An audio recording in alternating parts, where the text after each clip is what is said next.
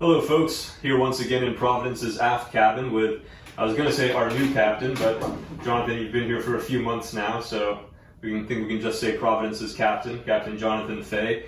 And today we're going to talk a little bit about some of the past careers and things that Jonathan has done before coming to Providence, including he spent a considerable amount of time as a shipwright, I understand.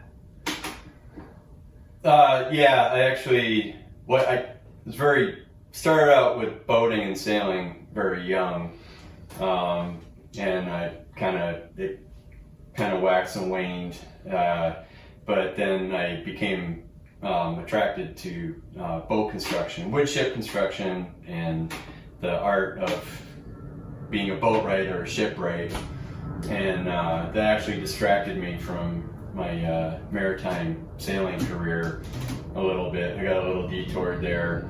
But so now I'm back into sailing a lot more, and I've left my caulking mallets and my hammers and saws and big drill bits aside for a while. But I did bring some with me to show a little bit about how boats are put together. Excellent. Well, let's take a look at them. I see you've brought two very large pieces of metal there that I think you're going to explain to our audience. Yeah, well, this would be pre our boat, most likely, and it's a little bent. That was not the angle that it was intended to be at. It would have been straight, and it's referred to as a drift, and this is pretty much what holds almost every component of newer wood vessel, well, newer compared to Providence wood vessel together. But basically you have the planking, which on this vessel would have been at least 2.5 inches thick.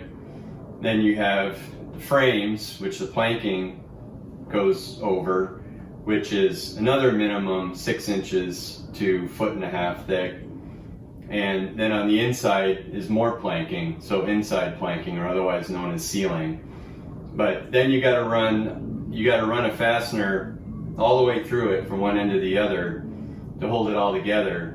And the reason I said this was a little more modern, even though it's pretty well into a good state of decay and everything, is because even before they had the iron, they used oak dowels, basically, if you will. They're called trunnels. And so you drill an undersized hole with this, a big auger bit. This is small by comparison for anything on a ship this size or larger. You take the drift or the wood trunnel, you start pounding it through, and actually before you did that, you get a clench ring, which is basically a big washer that goes over the drift. And you keep beating it in, and it goes all the way through. And then, if you can see on the end, it's peened over a little bit or mushroomed, and you just keep peening that over so it doesn't go all the way through, and keep spreading out the drift. And then once that's all the way through, you go on the other end and you do the same thing. You put the clench ring or the washer on, and do the same process, and then that helps hold everything together. Sort of think about it as the same concept as a rivet in a modern steel boat, where the idea is the ends sort of mushroom out to compress the it pulls it together too. So very cool. Yeah. That's something. That's a serious chunk of hardware there. So because all these components are put together like this, they're so heavy and there's so many fasteners, the boat was not made to be rebuilt. And that's why wood boats back in the day, had a very specific lifespan. At the end of the active service life of the vessel, it would just be beached, taken to the breaker's yard, cut up, burnt, just have all the metal salvage that they could get out of it, and move on and build a new boat.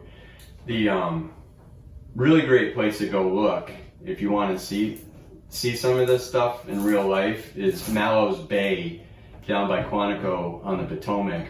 And it's a beautiful beach area, state park with the boat launch and everything, and I think you can rent kayaks there.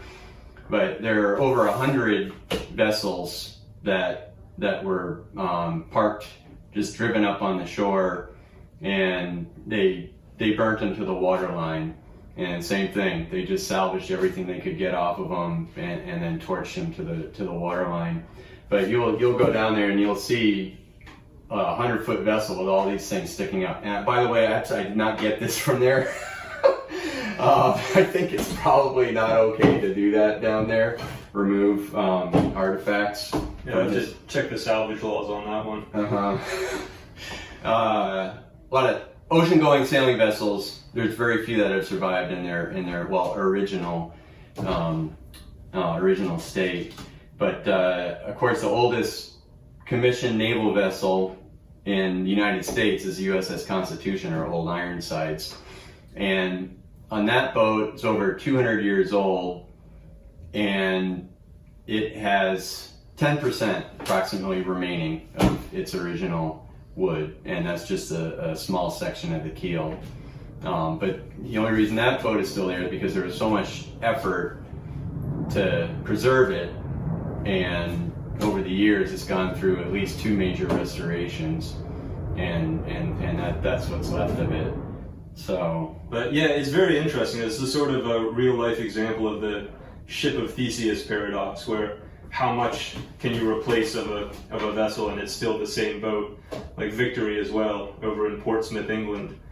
She's now permanently dry docked, but I expect just about every piece of that ship has been replaced at one point or another. So it's, it's very interesting to think about, at what point does it become a different ship.